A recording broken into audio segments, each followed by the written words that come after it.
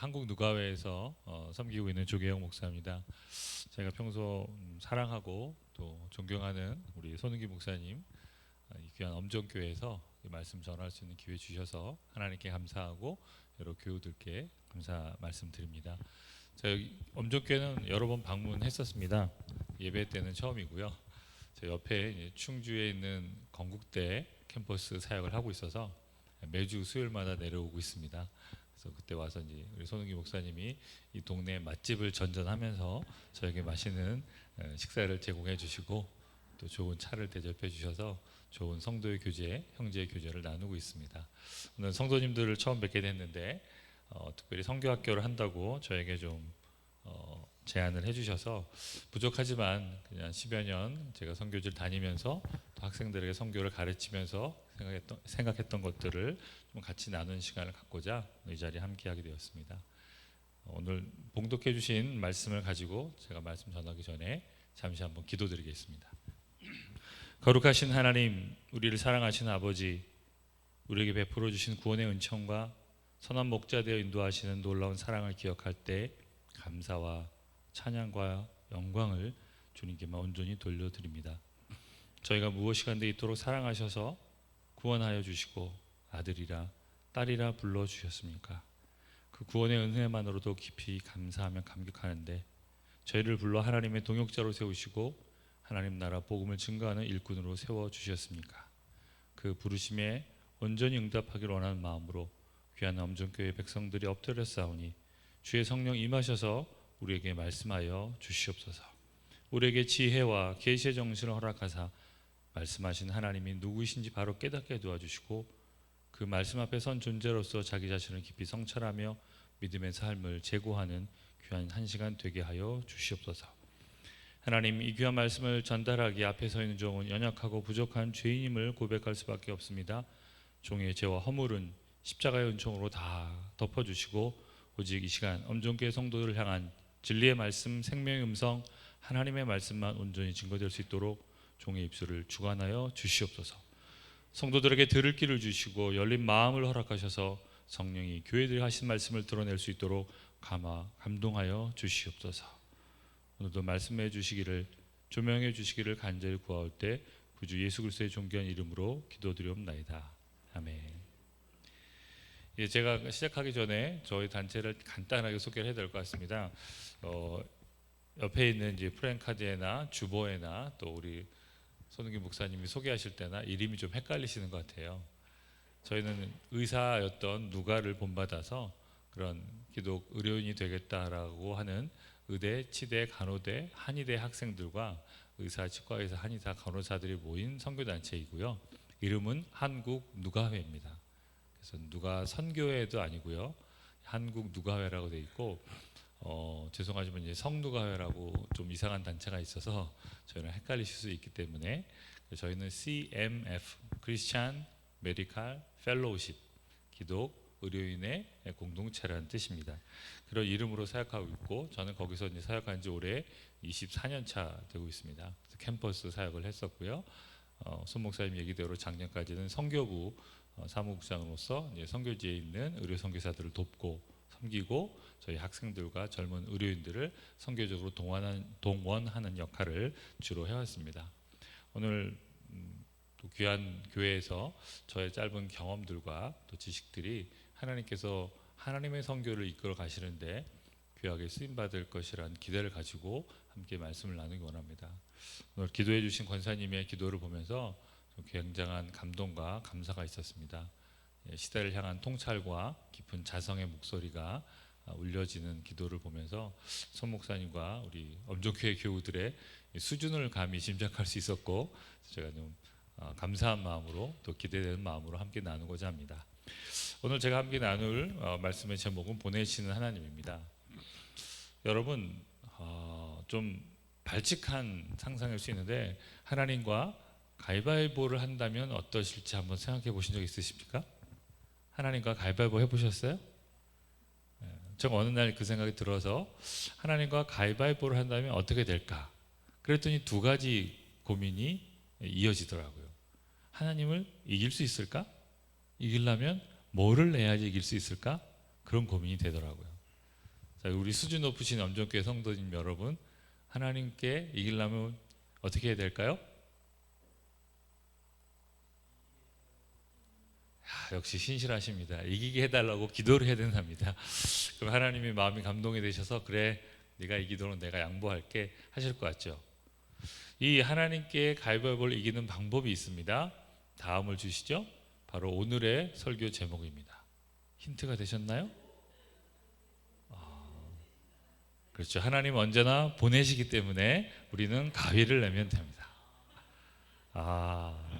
이 썰렁한 아재 개그에 당황하셨죠? 예.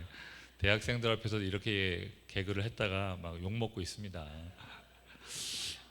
제가 아니라 이제 어떤 강사가 그런 얘기를 하시면서 하면서 5가지로 하나님에 대해서 설명했던 강의를 들으면서 제가 그 제목을 이제 따갖고 온 것입니다. 그런데 제가 그래서 보내는 하나님, 우리가 가위만 내면 이길 수 있겠다 싶었는데, 우리가 생각하는 하나님의 모습 가운데 보내시는 하나님이란 부분, 모습, 어떤 특성들을 좀 많이 간과하고 있었구나라는 깨달음을 얻게 되었습니다. 그래서 하나님이 어떤 분이신지를 기도하고 고민하고 묵상하는 여러분들에게 하나님이 보내시는 하나님이라는 사실을 알려드리는 것이 오늘 제가 드리고자 하는 말씀의 핵심이라고 할 수 있습니다. 봉독해드린 요한복음 20장 21절은 예수님께서 부활 후에 제자들을 만나서 하신 부활 후 제1성입니다. 여러분, 한 사람의 제1성이라는 것이 갖는 무게와 가치를 아시죠? 대통령이 취임하거나 학교장이 되신 다음에 처음에 뭐라고 말씀하십니까? 나라를 이렇게 이끌어 가겠다, 우리 학교를 이런 학교로 만들겠다 하면서 그분이 품고 있는 그 지도자가 그 자리를 맡은 사람이 생각하는 가장 중요한 얘기를 제1성에 담아내지 않습니까? 예수님이 이 땅에 오셔서 공생을 시작하실 때 제일 먼저 선포하신 예수님의 제1성은 무엇이었습니까? 하나님 나라였습니다. 회개하라, 천국이 가까웠느니라. 회개하고 하나님의 나라를 받아들여라. 그리고 내가 이 일을 위해서 왔다라고 말씀하셨고, 그 하나님 나라를 3년 동안 온 삶으로 보여주셨고 가르치셨고 나타내 주셨습니다. 그런데 오늘 본문은 예수님께서 십자가를 감당하시고 죽음을 물리치신 후에 부활하셔서 제자들을 만났을 때 하신 부활 후 제1성입니다. 물론 위에 보면 19절에 제자들을 만났다는 기록이 나왔고, 그때도 뭐라고 하셨냐면 너희에게 평강이 있을지어다 라고 말씀하셨습니다. 오늘 본문에도 너희에게 평강이 있을지어다 라고 말씀하셨죠. 이것은 아마 유태인들의 인사를 그대로 한글로 적어 놓은 것 같습니다. 유태인들의 인사가 뭐죠? 샬롬, 평강을 기원하는 것이 그들의 인사였죠. 예수님도 제자들 만나자마자 샬롬, 평강을 구하는 인사를 서로가 주고받았을 것입니다. 그 인사를 빼고 예수님이 부활하신 후 제자들에게 하신 첫 번째 말씀은 뭐였죠? 아버지께서 나를 보내신 것 같이 나도 너희를 보내노라. 여러분, 제1성이 갖는 무게에 비추어 볼 때 이 짧은 한 구절에서 예수님은 보낸다라는 표현을 2번이나 반복하고 있습니다. 그러면서 제자들에게 하나님이 어떤 분이신지를, 부활하신 예수님께서 하나님에 대해서 말씀해 주시는 첫 번째 얘기가 하나님은 보내시는 분이다 라는 사실이에요. 저도 성교부 간사, 성교부 사무국장을 했지만 저의 기도의 시작에서 하나님을 보내시는 하나님이라고 부르면서 기도한 적은 별로 없습니다. 여러분 어떠십니까? 아까 우리 권사님의 기도나 여러분의 기도의 첫머리에 하나님을 어떤 분으로 인식하고 부르십니까? 저는 주기도문을 공부하고 가르친 다음에는 하늘에 계신 우리 아버지, 이것이 얼마나 놀라운 하나님에 대한 묘사인지를 새로 깨달았거든요. 그래서 저도 그렇게 하나님을 부르면서 기도하고자 애쓰고 있습니다. 그런데 여러분은 하나님을 어떻게 부르고 기도하십니까? 사랑 많으신, 은혜로우신, 전능하신, 이런 표현들로 하나님을 묘사하고 있는데 예수님은 하나님을 어떻게 묘사하고 계십니까? 보내시는 하나님이라고 얘기하고 계십니다. 이처럼 우리의 생각보다 보낸다라는 것은 하나님의 중심적인 속성, 하나님의 중심적인 부분에 있는 것이라는 것을 이 말씀을 통해서 깨달을 수 있습니다. 그리고 이 말씀 후에 예수님께서 숨을 내쉬면서 성령을 받으라 라고 말씀하셨어요. 우리가 그렇게 갈구하는 성령의 충만, 성령의 임재는 언제 필요합니까? 예수님의 보내심을 받아서 그 복음을 증거하고 하나님 나라를 선포하러 나가는 사람들에게 예수님은 성령의 충만을 부어 주십니다. 개인적 욕망과 이기적인 시련을 위해서 구하는 도깨비 방망이로서의 성령 충만이 아니라 하나님 나라, 그 복음을 증거하고 하나님의 사랑과 말씀을 나누기 위해서 나가는 자들에게 예수님은 성령을 받으라고 말씀하셨습니다. 이야기는 계속 나가보면 예수님께서 우리를 보내시면서 우리에게 주시는 선물이 성령 충만이었습니다. 그리고 우리는 본문을 제대로 읽고 어떤 상황, 어떤 맥락에서 예수님이 성령의 충만을 받으라고 말씀하셨는지를 기억해야 할 것이고, 그 이전에 더욱 하나님을 보내시는 하나님으로 인식해야 할 것입니다. 이 본문이 우리에게 주는 소중한 가르침은 선교에 대한 개념을 정리할 수 있도록 도와준다는 것입니다. 다음 주세요. 여러분, 제가 강의하기 전에 이게 좀 잘 보이십니까? 세 가지 질문을 마음속에 품고 들어주시면 좋겠습니다. 훌륭하십니다. 첫 번째, 선교란 무엇이라고 생각하고 계십니까? 여러분도 선교하면 떠오르는 생각, 이미지, 경험들이 있으시죠? 원래는 좀 시간이 있으면 이렇게 좀 나눠보시라고 하고 싶은데 그건 좀 어려울 것 같고요. 두 번째 질문은, 선교는 왜 해야 될까요? 뭐 당연한 거 아니에요? 이런 생각들 하실 수 있는데, 그냥 어렸을 때부터 또 교회에서 계속 들어왔으니까 해야 되나 보다 하는데, 정말 선교는 왜 해야 될까요? 성경에서 선교는 왜 하라고 말하고 있을까요? 세 번째 질문입니다. 특별히 다원화된 요즘의 사회에서 선교가 여전히 필요할까요? 혹은 유효할까요? 자기가 진리라고 주장하는 여러 가치관들이 충돌하고 있는 현실 사회 속에서, 자본주의가 극도로 발달한 현실 사회 속에서 예수를 믿고 하나님 나라 천국에 가야 한다는 복음을 증거하는 선교가 과연 의미가 있나요? 효력이 있나요? 세상은 그것을 필요로 하나요? 저는 선교에 대한 이런 질문들이 우리가 선교를 이해하는데 소중한 점검 질문이라고 생각합니다. 이 세 가지를 마음에 품고 제 이야기를 들어주시고, 바라기는 제 이야기가 마칠 때쯤 저 세 가지 질문에 대한 답을 여러분 스스로 얻으시게 되기를 바랍니다. 다음을 줘보시죠. 여러분, 선교가 뭐라고 생각하십니까? 선교를 한자로 어떻게 쓰는지 아십니까? 먼저 나와버렸네요. 저랑 호흡이 안 맞아서 우리가 좀 짜고 했어야 되는데 이렇게 했습니다. 어르신들이 많으셔서 잘 아시겠죠? 저 선자를 무슨 선자라고 합니까? 베풀선. 성함에 저 선자가 들어가는 분도 있으시죠? 저는 학생들에게 선교를 가르치기 위해서 선교가 뭘까 고민하면서 첫 번째 그 단어의 뜻부터 찾아봤습니다. 그런데 저 베풀선자가 베풀다는 뜻 외에 여러 가지 뜻이 더 있다는 것을 알게 되었어요. 펼다, 임금이 말씀하신다, 뭔가를 보여준다.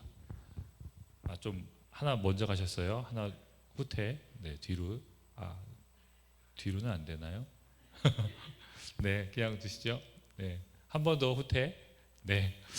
선교에 대한 뜻을 발견한 소중한 그 감사가, 선교가 무엇일까 생각하니까 저 선자에서 임금이 말한다, 뭔가를 펼쳐 보여준다.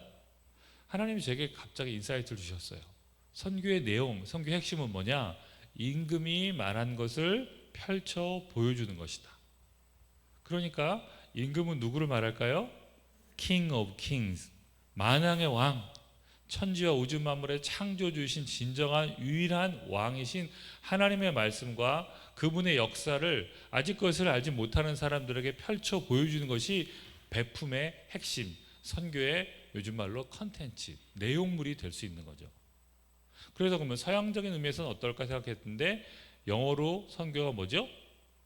미션. 역시 훌륭하십니다. 미션이라는 단어는 이제 영화 제목도 나오고 뭐 예능에도 나와서 어린이들 게임에도 나오고 다 미션이라는 단어를 압니다. 근데 저 미션이라는 단어에서 미션스 복수가 되면 우리가 하고 있는 선교 사역들을 나타내고 선교사를 미셔너리라고 합니다. 그런데 이 선교라는 단어는 바로 라틴어 미테레에서 나왔습니다. 라틴어 미테레는 보낸다, 파견한다, 파송한다 이런 뜻이에요. 그래서 누군가를 보내서 무슨 일을 하도록 하는 것이 미테레라는 동사고요. 그 동사의 명사형이 미시오, 내보냄, 보낸다 이런 뜻이에요. 로마 카톨릭 처치가 드리는 예배를 미사라고 하지요. 저는 어렸을 때 그게 아름다울 미자에 일사자 이런 건 줄 알았어요. 근데 그게 아니더라고요. 라틴어 미사에서 온 것이고요.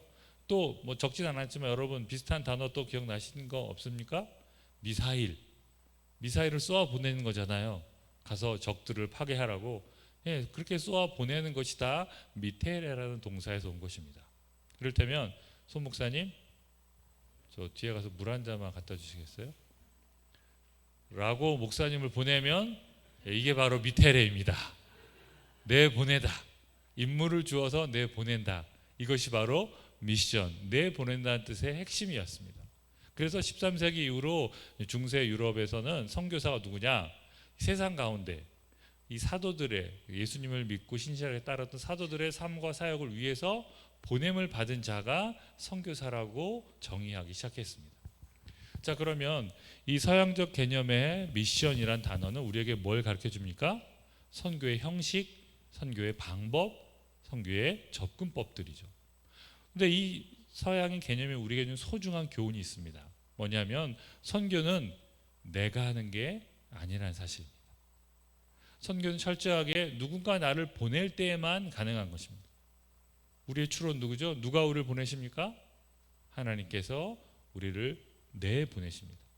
그분의 뜻에 순종해서 나아가는 것이 선교이지, 저 말을 반대로 하면 무엇입니까? 하나님이 보내주지 않았는데 내 열정, 내 헌신, 내 기도, 내 프로젝트, 내 사업, 내 사역으로서 나가서 한다. 그것은 선교가 아닐 수 있다는 것입니다. 동양과 서양의 개념을 통합시켜 봅시다. 우리가 통합식 교단이잖아요. 통합을 잘하는 게 중요합니다. 선교가 무엇입니까? 그럼 두 가지 개념 합쳐서 선교란 만왕의 왕이신 하나님께서 행하신 말씀과 그 역사를 아직 그것을 모르는 자들에게 전파하기 위해서 하나님의 보내심을 받아서 나가 행하는 모든 일들과 사역들 혹은 그 삶을 선교라고 할 수 있겠다. 이렇게 정리하면 어떨까요? 정리가 되십니까? 도움이 되셨습니까? 여기에서도 내보낸다, 보낸다는 단어가 계속 반복되고 있습니다. 결국 선교는 하나님의 보내심이라는 것이 출발점이자 방향성입니다. 하나님이 보내시지 않았는데 가는 것은 교만한 자기 의를 드러내는 것일 수 있고요. 하나님 보내신 그 방향으로 가지 않는 것도 여전한 자기 중심성의 노예가 되고 있다는 반증일 수 있습니다. 사랑하는 여러분, 선교는 철저하게 하나님의 보내심을 받아 하나님의 말씀과 사역을 증거한 일이어야 하지, 그 외에 다른 것들을 취하는 순간 선교가 아니라 다른 무엇, 순수하지 않은 선교가 아닌 오염된 그 무엇이 될 수 있습니다. 그래서 다음을 주세요. 선교란 무엇인가에 대해서 물어보신다면 저와 손은기 목사님이 신대원 3학년 1학기 때 배웠던 선교학 개론 시간, 그 1시간을 다 알아야 됩니다. 여기 나와 있는 이 도널드 맥가버런이라는 학자가 20세기 최고의 선교사이자 선교학자였는데 그분이 정리한 내용이 이것입니다. 결국 저랑 손 목사님은 한 학기 동안 13주에 거쳐서 이걸 배운 거예요. 근데 여기가 이게 간단한 내용이 아니라 이 안에 있는 단어들이나 표현들은 또한 굉장히 심오한 하나의 논문이 나오는 그런 내용들이에요. 부족한 제가 이것을 다 설명해 드릴 수는 없고 또 시간도 부족합니다. 그러나 제가 알기로 가장 완벽한 선교에 대한 정의입니다. 포탈이에요. 네이버나 다음처럼 모든 것이 다 들어가 있어요. 여러분 한번 목소리로 읽어주시겠습니까? 다 함께 시작.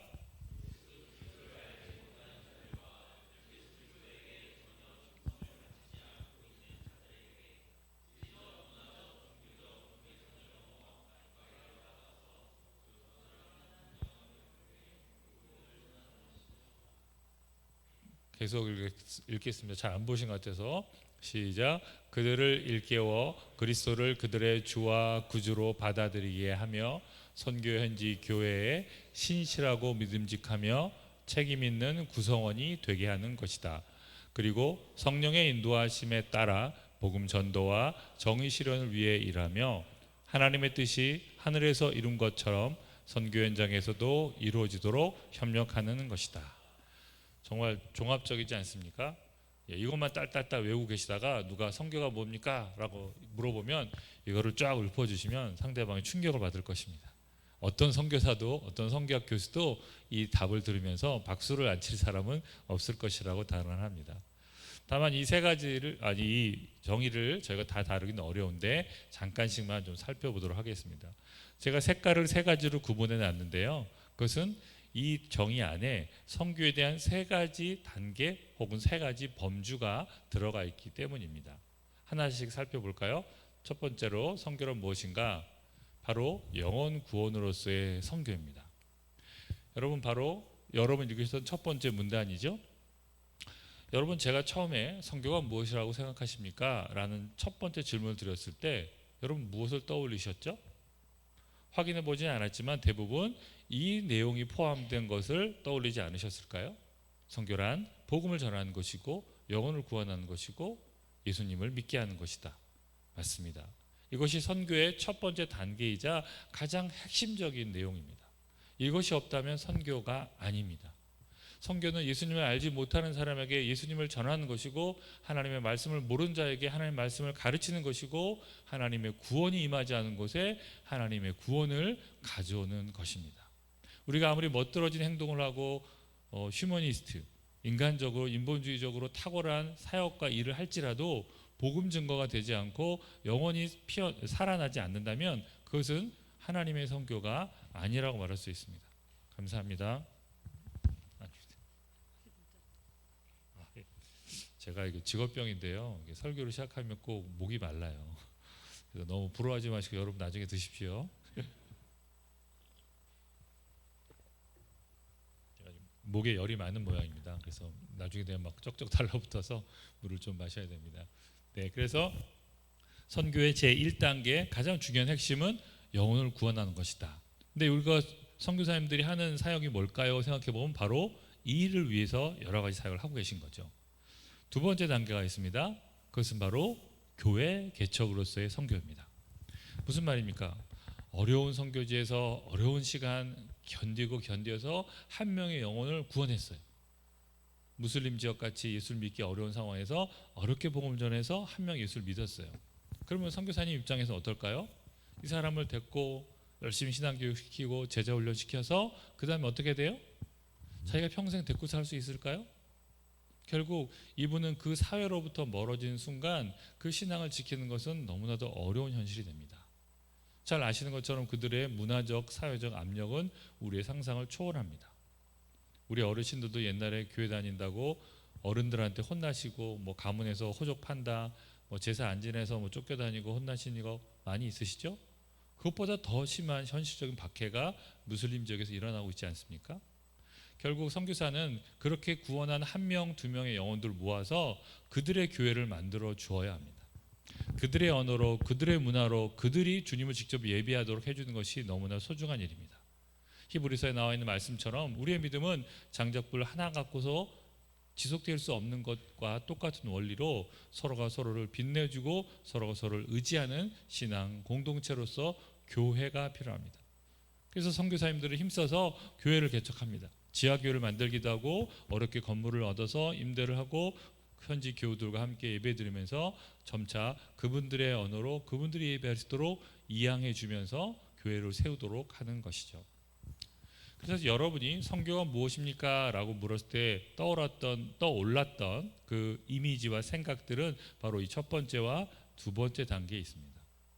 그래서 여러분이 아는 선교사님들 대부분 복음을 전하거나 그들과 함께 교회를 세우는 일, 제자 훈련, 복음 증거, 교회 학교 설립 이런 것들을 하시고 실제로 예배당 건축 이런 것들이 다 이 두 번째 범주에 들어가는 것이겠죠. 그런데 문제는 거기서 그치지 않는다는 것입니다. 세 번째 단계가 있죠. 바로 하나님 나라를 추구하는 선교입니다. 이 설명의 정의에서 말하는 것처럼 성령의 인도하심을 따라 사는 복음 전도의 길은 복음만 전도하는 것이 아니라 그 땅 구석구석에서 하나님의 나라가 이루어지는 정의 구현에도 앞장서게 됩니다. 예수님께서 가르쳐 주신 기도처럼 하나님의 뜻이 하늘에서와 같이 땅에서도 그 선교 현장에서도 이루어지도록 하는 것이 선교의 궁극적인 목적과 방향성입니다. 그저 한 명의 영혼을 구원하고 그들의 언어와 그들의 문화로 예배를 드리는데 그 현지 교회가 현지 사회와 나라로부터 격리되어 있다면 어떨까요? 우리가 생각해 봅시다. 엄정교회가 엄정면에 위치하는데 엄정면에 있는 모든 다른 이웃들과 믿지 않은 사람들과 아무런 관계가 없다면 교회로서의 의미가 퇴색되는 거 아닐까요? 하나님이 이곳에 엄정교회를 세우신 이유 중에 하나는 결국 이 지역 사회를 섬기고 하나님 나라로 만들어내라는 것 아니겠습니까? 그래서 우리는 믿지 않는 이웃들도 사랑하며 섬기며 복음을 전하고 하나님의 말씀 나누려고 애쓰는 것이죠. 선교제 교회도 마찬가지입니다. 그들이 엄청난 핍박들과 현실적인 어려움 속에 있긴 하지만 그 교회가 계속적으로 그 사회를 바꿔가야 합니다. 그 사회의 부정과 비리와 부조리들을 하나님 보시기에 아름다운 공의로 만들어내야 합니다. 약자와 소외된 자들이 눈물 흘리고 고통받는 현실들을 하나님 나라의 따뜻함으로 안아주어야 합니다. 그런 일들을 가능하도록 하기 위해서 선교사님들은 더 큰 그림들을 보고 사회의 구조, 그 사회의 역사와 문화, 정치, 경제적인 구조들에 대해서 고민하게 되고 현지인들과 함께 그것을 변화시켜 갑니다. 대한민국은 그런 의미에서 복받은 나라이죠. 100여 년 전에 들어오신 선교사님들이 학교와 병원을 세웠을 뿐만 아니라 인재를 키워내서 그 인재들이 대한민국의 정치, 경제, 사회 구석구석에서 건강한 나라를 세워가는 데 많이 기여하지 않았습니까? 지금도 기여하고 있습니다. 그것처럼 선교지에 있는 선교사님들은 이 세 번째 단계를 향해서 나아가고 있고 나아가야 합니다. 우리의 선교 이해도 그 세 번째 범주에까지 이르도록 발전시켜야 합니다. 이 세 번째 단계가 바로 저와 여러분에게 대한민국도 여전히 선교지임을 깨닫게 합니다. 왜요? 우리의 대한민국 현실에서도 복음 전도가 충분히 이루어졌습니까? 사회적으로 정의가 온전히 실현되고 있습니까? 그렇지 않다고 저는 생각합니다. 여전히 복음을 듣지 못한 사람들이 너무 많고 또 사회 구석구석에 하나님의 그 아름다움, 그 따스함, 그 생명, 그 공의와 질서가 온전히 구현되지 못한 사회적인 현실들이 너무나도 많지 않습니까? 그래서 저와 여러분 선교사의 마음으로 우리 땅, 우리 백성, 이 나라, 이 사회 구석구석에 보내심을 받은 자로서 살아가야 합니다. 그것이 바로 보내신 하나님이 오늘 우리에게 주시는 도전이자 명령입니다. 다음 주세요. 그 다음 고민은 두 번째 질문과 연결되어 있는데 그래서 선교를 왜 해야 되는 거죠? 선교의 이유에 대해서 물으면 가장 많이 등장하는 답변이 바로 다음 성경 구절입니다. 함께 읽어보시죠. 시작.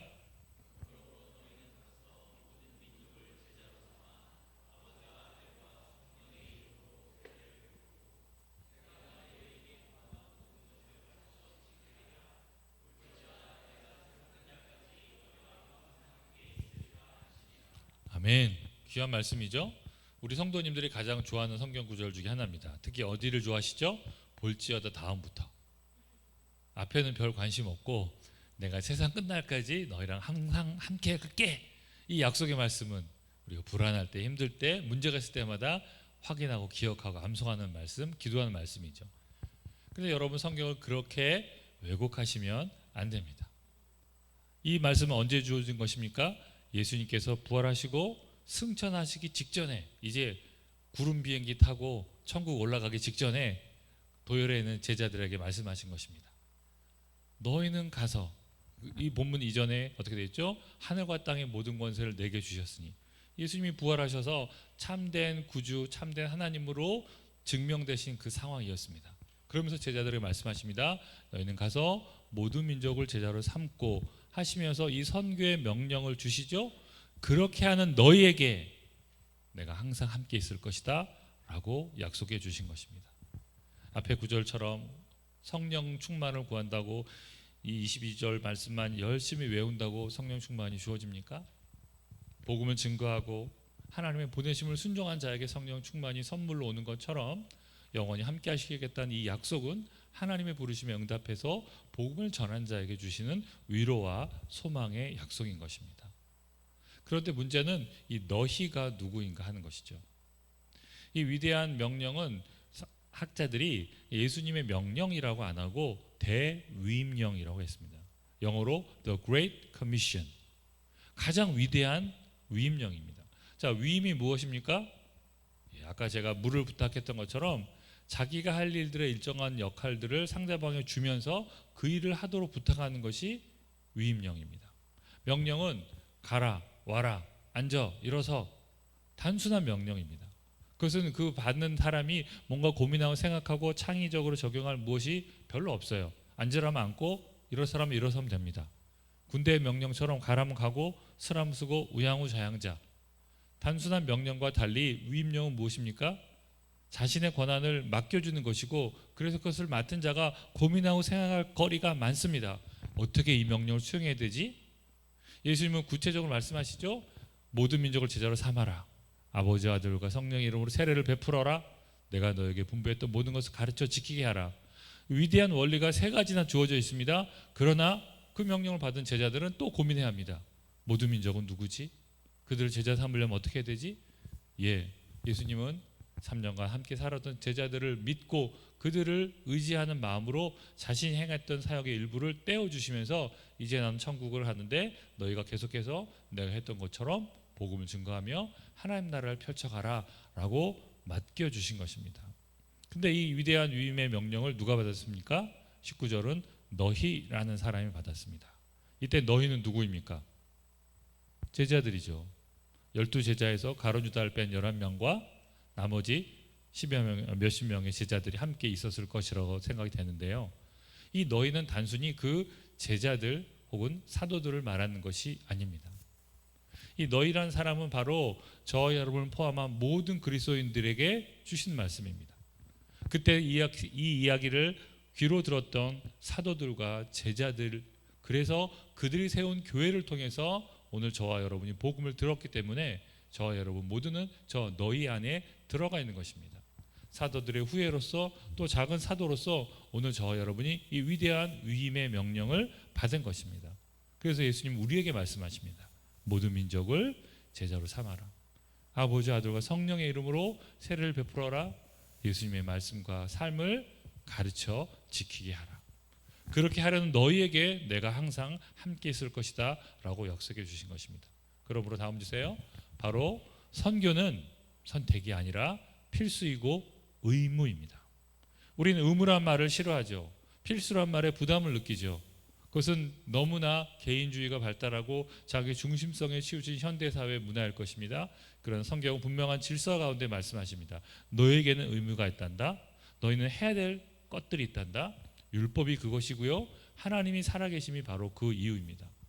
사랑하는 여러분, 선교는 우리가 아는 선교사님들 몇 분이 하는 그런 사역이 아닙니다. 선교사로 훈련받고 헌신해서 아프리카에 가서 고생하시는 몇 분들만 해야 되는 일이 아닙니다. 너희라고 표현된 모든 그리스도인이 선교사로 부름을 받았습니다. 믿으십니까? 이때 아멘이 조금 적게 나오시는데요. 아까는 아멘이 잘 하시더니. 네. 사랑하는 여러분, 저와 여러분이 예수님을 믿는 순간 우리는 하나님의 아들과 딸로 거듭나는 것이고 하나님을 예배하는 예배자로 거듭나는 것입니다. 맞습니까? 그런데 더불어서 예수님을 믿는다고 고백하는 순간 우리는 선교사로 거듭나는 것입니다.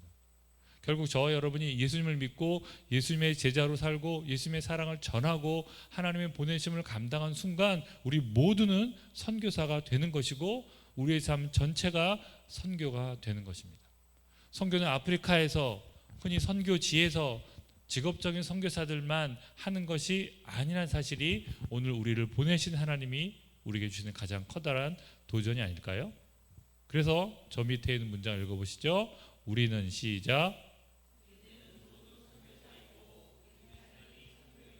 믿으십니까? 아멘이 적으신 것 같아요. 그래서 한번 짓궂게 제가 해보겠습니다. 자, 오른손을 가슴에 얹고 자, 저를 따라해 주십시오. 나는 선교사다. 아직도 안 하시는 한두 분이 계신 것 같아서 이번에 자기 이름을 넣어서 나 조계영은 선교사다. 누가 이쪽에서 조계영 하신 것 같은데 손 목사님이 이거 시키면 꼭 제 이름을 넣는 분이 계시더라고요. 끝까지 본인의 이름은 안 넣으시고 예전에 나는 가수다라는 프로그램이 있었죠. 네, 가수는 노래하는 것으로 자신의 정체성을 드러냅니다. 저 여러분 무엇입니까? 보내심을 받은 존재로서 하나님의 선교를 감당하는 선교사라는 것이 저와 여러분의 또 다른 이름인 것을 기억하시기 바랍니다. 그래서 선교에 대한 개념이 깊어지고 넓어지는 것이 느껴지십니까? 다음 주세요. 결국 오늘날 선교계의 화두는 자꾸 영어를 써서 죄송합니다. 영어도 잘 못하는데 그걸 배워가지고 미셔널 라이프, 선교적인 삶, 또 미션 애즈 라이프, 일상 속에서의 선교입니다. 이 얘기는 뭐냐면 우리의 삶이 곧 선교이고 우리의 일상 속에서 모든 행위가 선교적인 행위라는 것입니다. 그 얘기는 아까 말씀드렸던 특정한 선교지의 특정한 선교사만 선교를 하거나 선교사인 것이 아니라는 것이죠. 선교의 보편화, 선교의 일반화를 말씀드리는 것입니다. 왜 그래요? 너희가 바로 저 여러분 모두가 포함되는 단어이기 때문입니다. 그러면 이 단어를 가지고 다음 주세요. 오늘날 선교계의 화두가 되는 미셔널 라이프, 미션 에이즈 라이프, 일상 속에서 선교라는 개념을 가지고 선교사라는 개념을 다시 질문해 봅시다. 선교사가 누구입니까? 여러분이 처음 떠올리셨던 그 선교사가 과연 성경이 말하는 바람직한 선교사일까요? 네, 그분들은 문제가 없습니다. 그런데 우리의 이해가 문제가 있죠. 제가 지금 말씀드린 맥락 속에서 선교사는 누구입니까? 미션을 수행하는 사람입니다. 미션은 무엇입니까? 어떤 임무 이런 거 떠나서 아까 말씀드렸던 하나님의 보내심입니다. 즉 선교사가 누구입니까? 하나님의 보내심을 받은 사람들입니다. 그리고 여러분은 하나님 보내심을 받으셨습니까? 엄정면으로, 여러분의 사업장으로, 여러분의 가정으로, 여러분의 교회로 보내심을 받으셨습니까? 그럼 저와 여러분 모두가 선교사입니다. 더 나아가서 선교사에 대해서 보내는 자와 가는 자의 구분이 모호해집니다. 여러분 흔히 선교와 관련된 얘기를 할 때 저는요 선교지는 못 가고 그냥 보내는 선교사만 할게요. 그래서 선교사님 위해서 열심히 기도하고 재정 후원도 하고 뭐 필요하면 도와드리는 역할을 하면 될 것 같아요.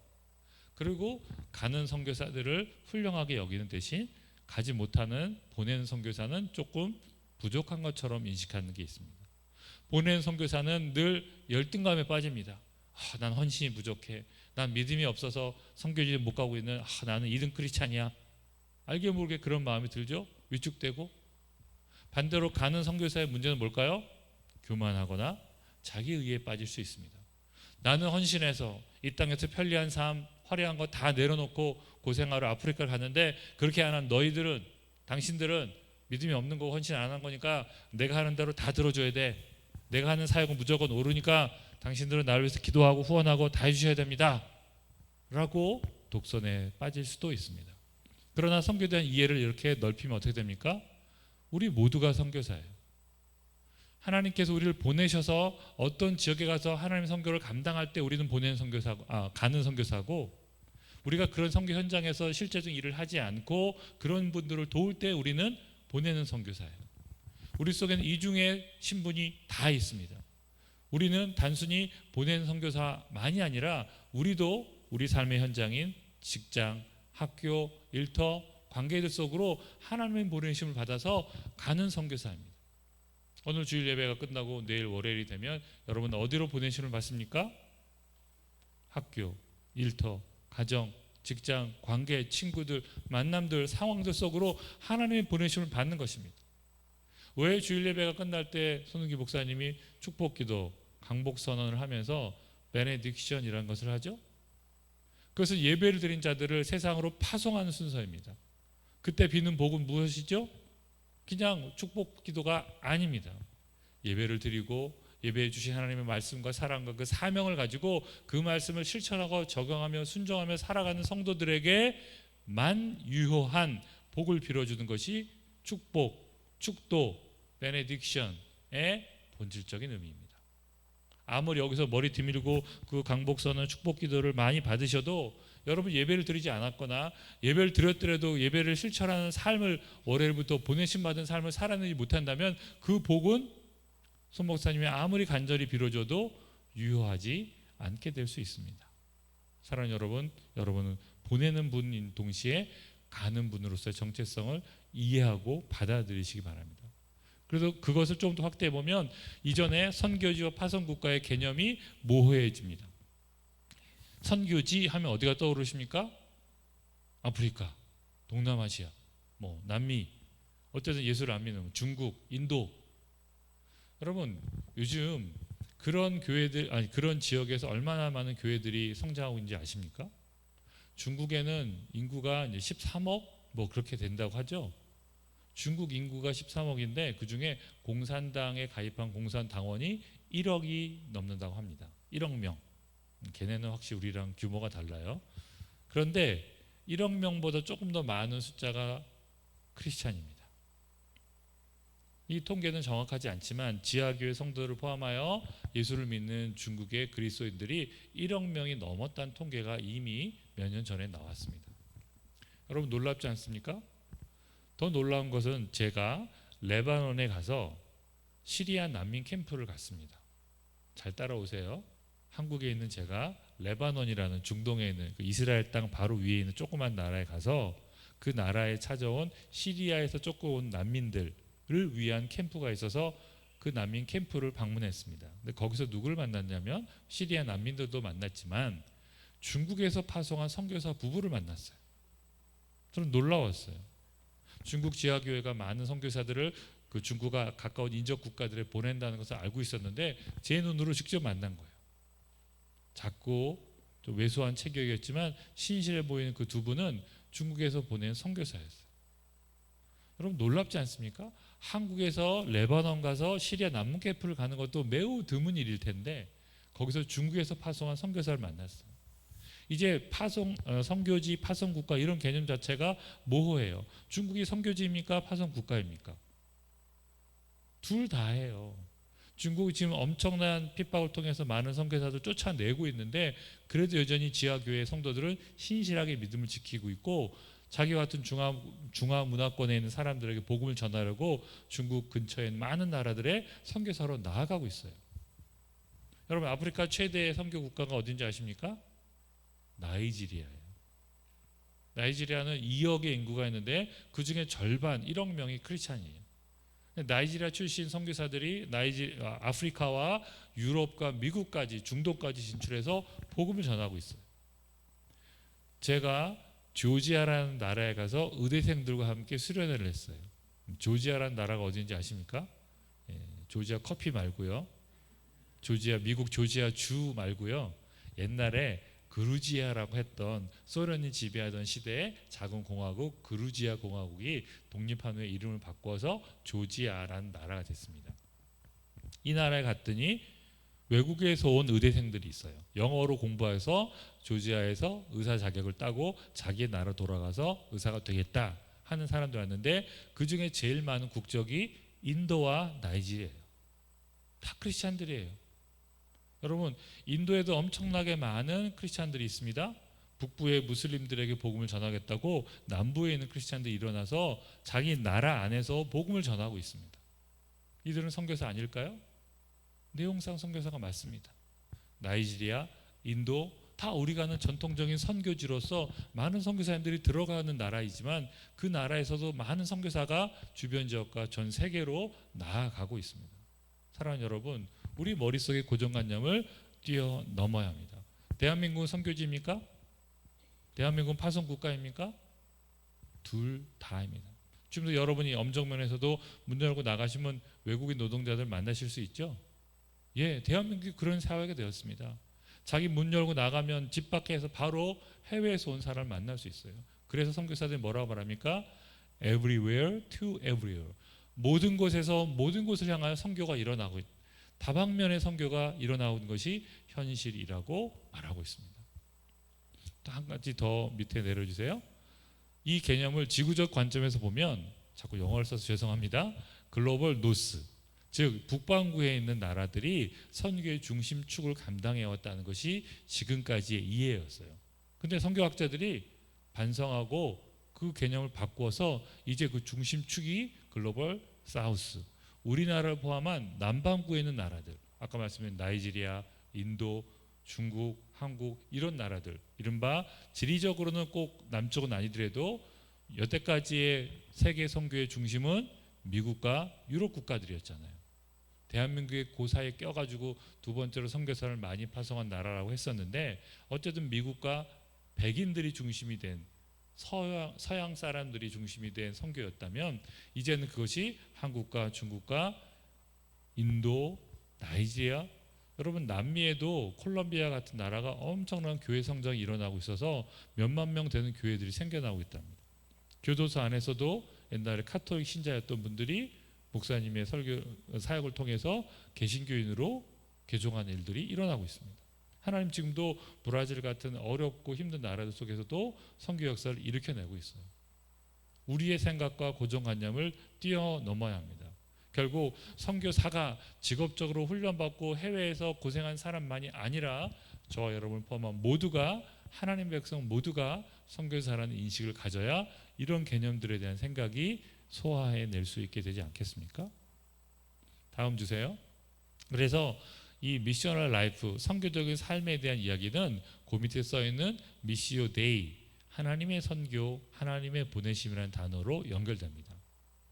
다시 말씀드리지만 현대 신학자들이 깨달은 것은 선교는 인간의 열정과 헌신으로 이루어지는 사역, 사업이 아니라는 거예요. 위대한 프로젝트, 놀라운 일이 아니라 하나님께서 보내신다. 하나님의 주체, 선교의 주체와 중심이 하나님이다라는 것을 겸손하게 깨닫게 되었어요.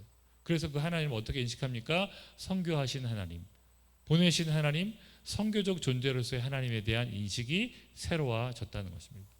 그래서 그 선교적인 존재인 하나님께서 지으신 하나님의 백성인 우리도 모두 선교적인 백성이고 선교적인 교회입니다. 여러분 선교는 누가 합니까? 하나님이 하시고 그 하나님의 몸된 성전인 이 교회가 그리스도의 몸된 성전인 교회가 선교의 중심입니다. 저는 선교단체에 있지만 선교단체, 파송단체가 선교의 중심이 아닙니다. 선교의 중심은 언제나 교회입니다. 하나님의 교회이고 주님의 교회입니다. 교회가 자신이 선교적인 공동체인 것을 깨닫지 못했을 때 선교단체들이 자극을 통해서 변화를 일으켜내는 것이지 여전히 교회가 선교의 주체입니다. 더 나아가서 이 교회를 구성하는 한 분 한 분이 하나님의 선교적인 본성을 지닌 하나님의 사람이자 하나님의 선교하는 백성입니다. 이렇게 우리의 이해와 생각들을 다 분석해 봐도 하나님 우리를 보내고 계시다는 것이 드러나지 않습니까? 심지어 최근 학자들과 선교사들과 선교단체들은 피조 세계를 향한 하나님의 선교를 말하고 있습니다. 모 선교단체에서는 Creation Care, 피조물을 돌보는 팀이라는 뜻인데 그 팀이 선교단체의 중요한 역할을 하고 있어요. 여러분 우리가 왜 쓰레기를 함부로 버리면 안 될까요? 우리가 왜 자동차를 많이 타지 않고 대중교통을 이용해야 할까요? 우리가 왜 에너지를 절약해야 할까요? 우리가 왜 동물들을 보호하고 환경을 보호해야 할까요? 여러 인간적 혹은 경제적 이유가 있겠지만 근본적으로 그것은 하나님이 지으신 피조 세계이기 때문입니다. 이 모든 것은 하나님이 창조하신 거잖아요. 근데 그것이 왜곡되고 깨지고 아픈 상처를 받고 있잖아요. 하나님의 청지기로서 우리가 그 피조물을 돌보고 회복시킨 일로 부름받았다는 것이 오늘날 선교단체들의 고백입니다. 사랑하는 여러분, 그래서 우리는 분리수거, 분리배출을 성실하게 해야 합니다. 저 이래봬도 페트병 버릴 때 껍데기 비닐을 다 까는 사람입니다. 열심히 통 씻어가지고 버리고 그 우유팩 안에 내용물 버리고 씻어가지고 말려서 버리는 사람입니다. 왜요? 그렇게라도 저도 작게 하나님의 선교에 동참한다는 마음으로 누가 알아주지 않아도 아내가 뭐 그렇게까지 하냐고 말하지만 저는 기꺼이 하나님의 피조 세계를 회복하고자 하는 열망 속에서 그 작은 행위를 하고 있습니다. 사랑하는 여러분, 그것이 선교입니다. 그것이 선교의 일환입니다. 저와 여러분이 감당해야 될 선교의 모습으로서 우리는 쓰레기를 줍는 것이고 에너지를 절약하는 것이고 환경과 피조 세계 전체를 돌보는 것입니다. 이 이야기를 조금 더 드리고 마치도록 하겠습니다. 다음 주세요. 그래서 이거는 조금 다른 사례인데 조금 시간 관계상 넘어가도록 하겠습니다. 선교가 무엇인가에 대해서 어떤 선교사님이 정리하신 글인데요. 선교는 하나님의 활동이나 행하심 이전에 삼위 하나님의 본성이다. 여러분, 이 이야기는 제가 드린 말씀에서 한 걸음 더 나갑니다. 저는 하나님이 선교하신 분이고 하나님께서 우리의 행동, 우리의 계획, 우리의 열정보다 앞서서 행동하신다라고 말씀드렸지만 이 글은 하나님의 행동, 활동, 역사, 이전에 하나님의 본성이 선교라는 거예요. 왜 그럴까요? 하나님의 선교는 하나님의 존재하심, 하나님 어떻게 존재하시죠? 성부, 성자, 성령이 하나 되어 존재하십니다. 근데 거기에서 아들을 보내시기로, 보낸다는 단어가 또 나오죠. 그것이 미시오라는 라틴어입니다. 그래서 보내시기로 결정하시고 내어주신 하나님의 본성 안에서의 행동이고 관점이라는 것입니다. 말이 좀 어렵죠. 신학적 용어고 뭐 저도 뭔 소리인지 잘 모르겠습니다만, 이 글이 주장하는 바는 무엇입니까? 선교가 어떤 행위나 활동 이전에 하나님의 속성이라는 거예요. 하나님이 사랑 많은 하나님이시고 은혜로운 하나님이시고 전능한 하나님이신 것처럼 하나님은 보내신 하나님이고 파송한 하나님이고 선교하신 하나님이라는 사실이에요. 이 글은 우리에게 그런 도전을 줍니다. 성부, 성자, 성령이 삼위일체라고 말하죠. 우리는 그 신비를 다 이해할 수 없습니다. 인간의 머리를 어떻게 그러실 수 있는지, 세 분이 한 분이 되고 한 분이 세 분이 되는 게 무슨 말이야? 우리의 수학적인 논리로는 설명할 수 없습니다. 그것은 창조주의 신비에 속한 것입니다. 우리는 그저 받아들이고 믿을 뿐입니다. 그런데 우리가 아는 것은 성부, 성자, 성령이 서로를 보내시는 거예요. 창조주인 성부 하나님이 아들, 성자를 이 땅에 보내셨죠. 그 예수님이 십자가의 사역을 감당하시고 부활하신 다음에 승천하시면서 성령 하나님을 우리에게 보내주셨죠. 예, 그분의 핵심적인 행위 혹은 핵심적인 본성은 보내심에 있다는 것입니다. 그래서 우리의 자꾸 일 중심적으로 어떤 프로젝트를 하고 일을 하고 선교 사역을 잘 감당하고 이런 것 이전에 하나님이 어떤 분이신지를 알고 선교의 중심이 무엇인지를 아는 것이 필요하기 때문에 이 말씀을 드리는 것이죠.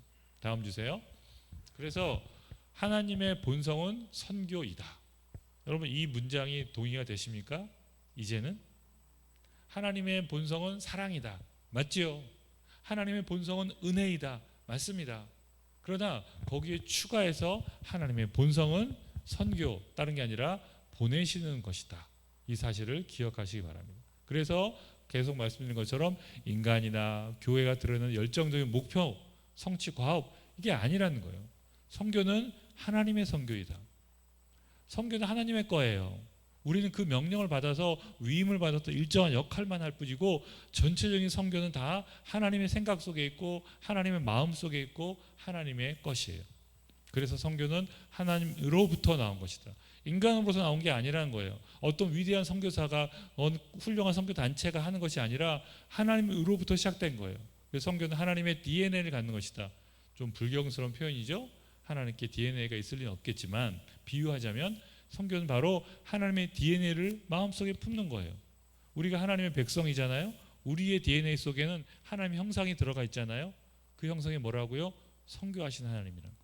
그래서 이는 바로 being missional, 선교적 존재가 되는 것이다. 그러나 여러분, 그 문장을 바꾸면 여러분이 선교적인 존재인 것을 깨닫는 것이다. 이렇게 말할 수 있습니다. 앞에서 우리가 가슴에 손을 얹고 말했던 것처럼 우리는 선교사입니다. 선교사가 되겠습니다가 아니라 이미 저와 여러분 선교사인 것이에요. 저와 여러분이 예배자인 것과 똑같은 원리예요. 여러분, 주일날 예배를 드리셨지만 내일 월요일부터 일상 속에서 또 예배하지 않으십니까? 기도회도 참석하시고 큐티로 말씀 묵상도 하시죠. 수요 기도회, 금요 기도회 참석하시죠. 그거 외에도 삶의 예배를 드리시잖아요. 똑같습니다. 여러분 선교사로서 하나님의 보내심을 받아 내일부터 또 다른 선교 현장으로 나아가시는 것입니다. 그것에서 하나님을 예배하고 아직 하나님 모르는 자들에게, 하나님의 사랑을 모르는 분들에게 사랑을 알려줘야 하고 하나님 말씀을 모르는 사람들에게 말씀을 전해야 합니다. 그 부르심을 받아서 저와 여러분이 가는 그곳에서 선교적인 존재로 살아가야 하는 것입니다. 사랑하는 여러분, 여러분의 선교지는 어디입니까? 하나님 여러분을 어디로 보내고 계십니까? 하나님께서 여러분에게 주시는 선교적인 사명은 무엇입니까? 그 고민들을 지금부터 하셔야 내일 여러분이 그 사명을 감당할 수 있고, 오늘부터 내가 선교사라는 정체성을 확인하셔야 하나님 앞에 서셨을 때 내가 너에게 부탁한 그 대위임령이 들어있는 모든 민족을 제자로 삼고 아버지, 아들과 성령의 이름으로 세례를 베풀고 예수님께서 가르치신 것을 가르쳐서 지키게 하라고 하신 그 명령을 잘 수행했냐고 물어보실 때 대답할 말들을 준비할 수 있지 않을까요? 사랑하는 여러분, 저와 여러분 모두 보내시는 하나님의 명령 앞에 서 있는 선교사입니다. 이제 여러분의 삶 속에서 하나님은 여러분을 보내시고 여러분의 삶과 존재를 통해서 하나님이 어떠한 분이신지, 하나님 나라가 무엇인지, 십자가의 은혜가 어떤 것인지를 저 세상이 알게 하기를 원하십니다. 그래서 저와 여러분이 이곳에서 예배하는 것이고 선교사로서의 다짐을 맡는 것입니다. 그래서 목사님은 예배 끝나고 여러분을 파송하면서 위탁의 축복의 말씀을 주는 것이죠. 그것을 이기적으로 나 잘 먹고 잘 살라고 빌어주는 축복이 아님을 깨달으셨다면 이제 그 위대한 사명을 감당하기 위해서 하나님의 함께하심, 하나님의 복주심을 믿고 의지하면서 일상 속에서 선교사로 살아가시기를 바랍니다. 오늘 저의 이야기는 여기서 마치고요. 다음번에 이제 제가 한 번 더 방문할 터인데 그때는 단기 선교에 대한 실제적인 이야기들을 좀 더 나누면서 우리가 준비해야 될 것들 무엇인지 좀 실용적인 부분들을 함께 나누고자 합니다. 함께 기도하시고 마치겠습니다. 선교하시는 하나님, 우리를 보내시는 하나님, 오늘도 하나님의 보내심 앞에 서 있는 우리 자신을 발견합니다.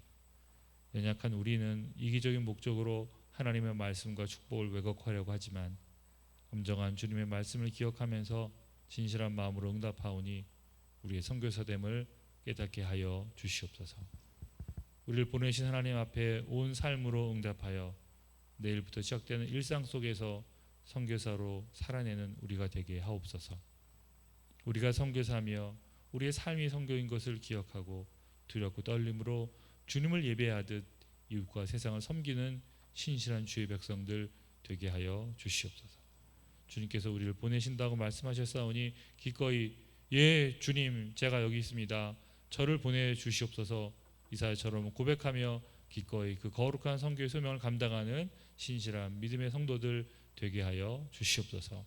긴 시간 부족한 종이 말씀을 나누었는데 잘못된 것, 틀린 것, 왜곡된 것 있다면 다 고쳐주시고 온전한 진리의 말씀, 하나님의 생명의 음성만 자리 잡도록 성령님 역사하여 주시옵소서. 감사하고 우리를 보내시는 또 보낸 자의 모범이 되어 주셨 예수 그리스도의 존귀한 이름으로 기도드리옵나이다. 아멘.